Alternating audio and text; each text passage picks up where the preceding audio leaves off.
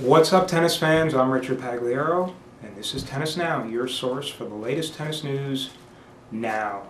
Well, the celebrations go on from the French Quarter to France, hours before the New Orleans Saints won their first Super Bowl.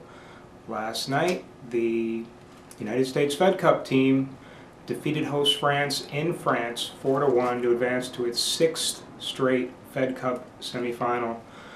Melanie Oudin coming up big, winning both her singles matches. A key to this tie was really the first set of the first match. Bethany Mattek-Sands down 2-5 and eventually faced 4 set points, saved them all against Alizé Cornet.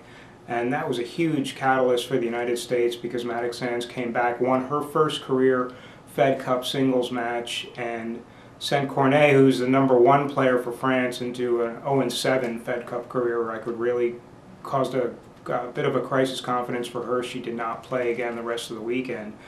Very, very big win for Oudin, obviously, and now the United States will host Russia, the 4-time Fed Cup champion, in the April 24th through 25th Fed Cup semis. That'll be in the United States.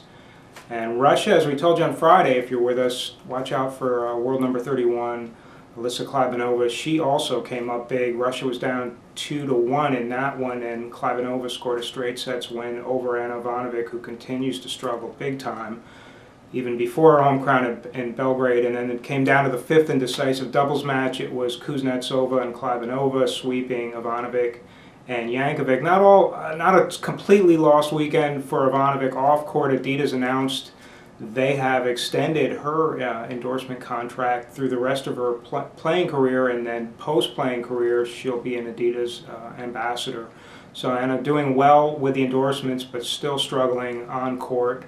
It's really got to be a tough time for her now, not being able to deliver a single point in that Fed Cup first round tie. How does the United States shape up against Russia? It's interesting. There's a lot of time between now and April, obviously, and we have no idea who are going to be the final starters for both teams at this point. Russia could field 4 top 20 players if the rankings stay as they are today. Also, Dinara Safina continuing to have that back injury. She withdrew from Dubai next week, so she's going to be questionable. I think the key for the United States is trying to get, obviously, Venus or Serena to play in that April 24th to 25th semi. If you remember, Serena did commit to playing in the 2009 final in Italy, pulled out a few days before that final. Serena's scheduled to play Charleston the week before the Fed Cup semi, so if Captain Mary Jo Fernandez can persuade one of the 2 sisters to play, the United States will have a real good shot with, assuming, Lizelle Huber, the world #1 doubles player, comes back and you get Oudin back. Pretty good shot for the Americans, who have not beaten Russia since 1999, and the last time the United States beat Russia in Fed Cup, it was Venus, Serena, and Lindsay Davenport leading the team over an Elena Dementieva-led Russian team. That was in Stanford. Also tonight on the West Coast, if you're out in California, Pete Sampras makes a mini comeback of sorts, just a 1-match exhibition against Fernando Verdasco. That's in San Jose. For more on the San Jose tournament, Tennis Now contributing writer Ken Oswald spoke to tournament director Bill Rapp, so look for that on the homepage.